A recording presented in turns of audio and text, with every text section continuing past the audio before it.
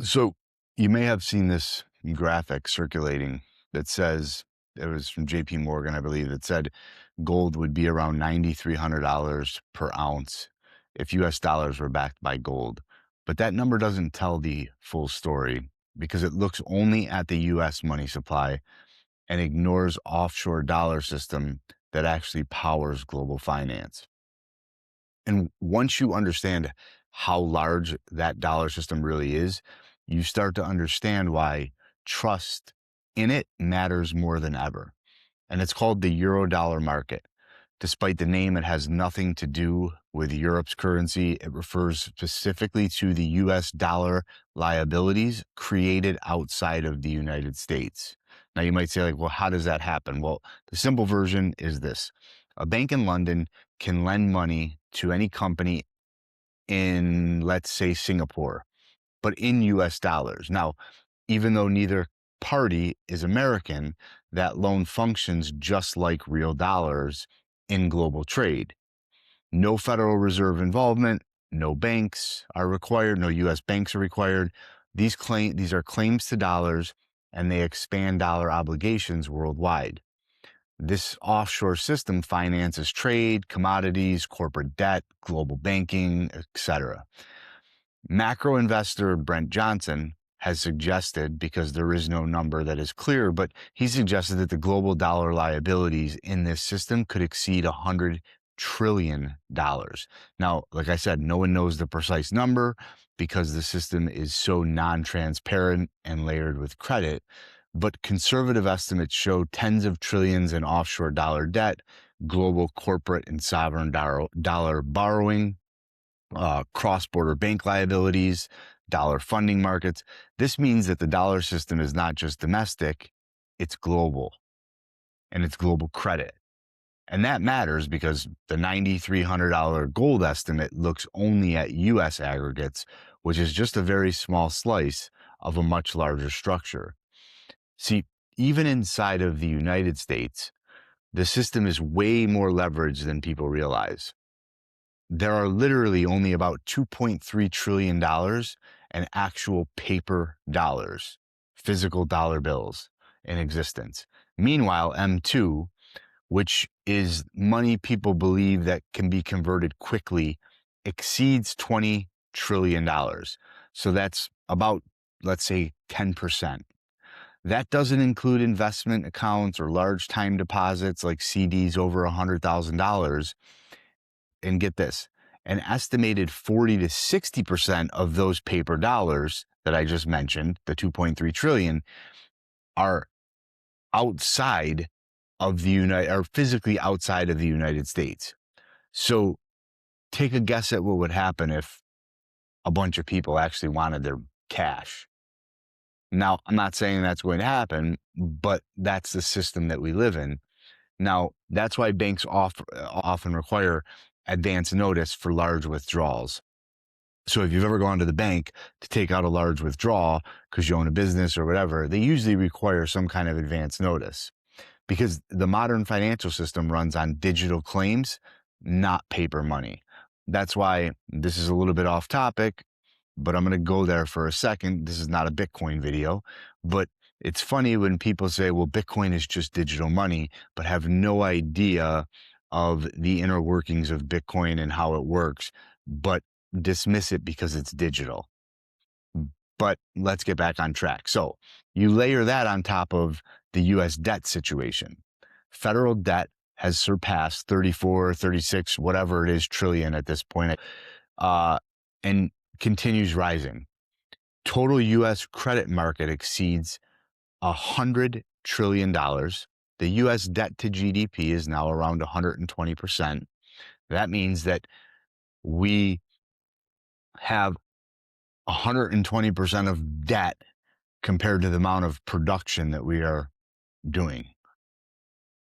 Just think of that from a business perspective if that was the case.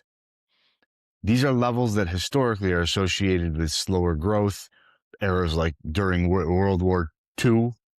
Get this, think about what's just happened. If you're watching this video, we have just gone to war with Iran with levels of debt that are this high. and we have fiscal pressures that continue to rise.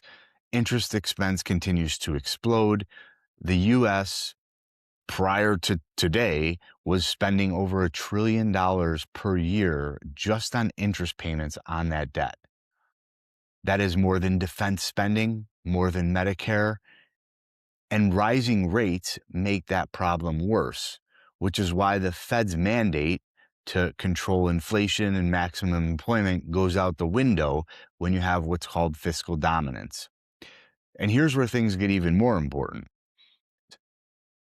There has been weaker demand for long duration treasuries, so the Treasury has increasingly had to issue short-term bills to meet funding needs. Short duration issuance is easier to sell, but it creates refinancing risk because short-term debt has to be rolled over constantly.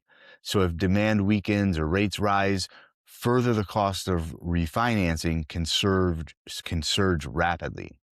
This is known as duration risk and rollover risk, and it can pressure the long end of the bond market. And when markets begin to question sovereign debt sustainability, confidence becomes critical.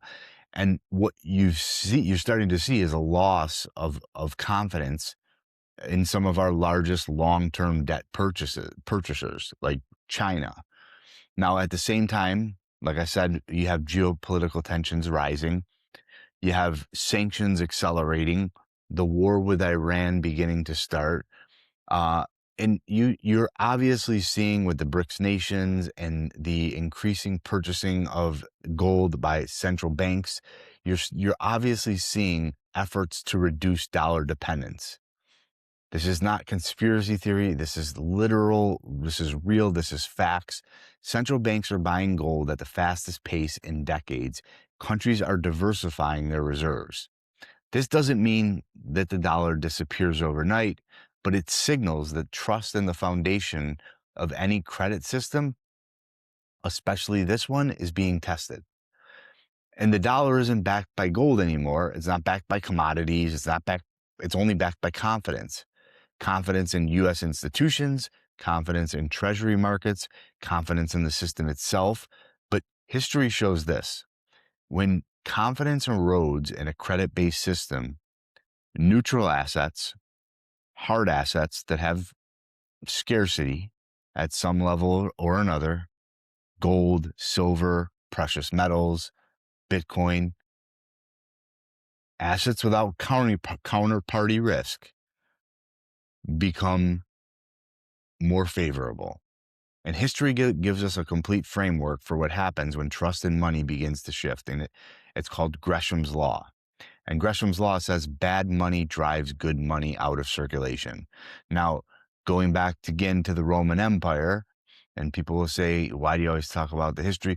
Because my goal with this channel is to lay the foundation so people have an idea of how money works, so they can understand what the heck is going on in today's economy, because it's not what we're taught in school.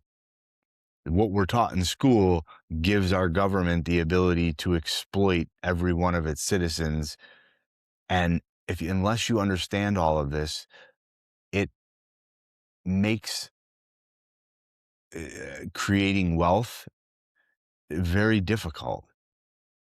See, Gresham's Law says that when two forms of money circulate, and going back to Rome, when you started to have debasement of the currency and clipping of the coins, and you had, 50% silver in the coin instead of 100, and merchants were forced to accept a 50% silver denaries as a 100%, well, guess what started to happen?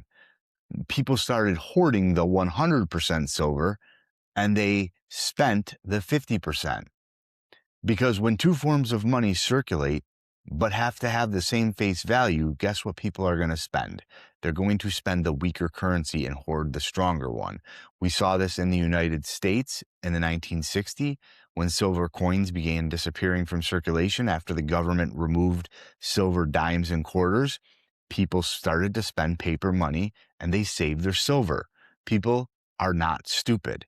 Bad money remained in circulation. That is Gresham's Law in action. But there's another monetary principle that emerges when confidence falls far enough, and that's called Theor's law. And Theor's law says that good money eventually will drive out bad money. And I believe that that's what we are seeing in today's economy or today's financial world. When trust collapses, people abandon weak currency entirely and they start to move to something that they trust more. This has happened throughout history. It happens in hyperinflations during currency crisis. It happens in countries where citizens flee local currencies in the past for dollars or gold. And today, we may be watching the early stages of this shift globally in the dollar-centric system. Central banks are accumulating gold, nations are diversifying reserves, people are seeking assets outside of the credit system. Not because the dollar is disappearing. This is not conspiracy. This is not like, oh, the dollar's gone, but the trust dynamics in the whole system are starting to evolve. If the full global structure were considered, going back to the beginning of the video and the $9,300 valuation, the implied valuation anchors for gold would look a heck of a lot different because the dollar isn't money. Never has been. Well, it was at one point when it was backed by gold, but it was now nothing more than a currency, but it's a web of promises. And when trust and promises breaks, the world eventually returns to what isn't one. So, if you want more of this content, my goal with the channel, again, is to bring light to, the monetary system. Hit the like button, hit the subscribe button. My goal is to, first, I want to lay the foundation for some of these topics. And yes, it's out there otherwise, but I feel compelled to, kind of lay the foundation for some of these topics on my channel first, and then start to bring in people who are experts in the area. I was a wealth manager at one point in my career, went through the global financial crisis. I am not, a macro analyst by any means, other than the fact that I've probably consumed as much information as most of them out there. That's what I've committed my life to for the past 5 years at least, since COVID. But my goal is to lay the foundation first and then to bring in, topics that are current events. If you liked what you saw, I appreciate it. Hit the like button, hit the subscribe button. My goal is just to provide value, to help people understand, to take complex topics and to break them down into simple form, because I believe most of our problems today are created by a corrupted monetary system. So stay sound, stay sovereign. Until next time.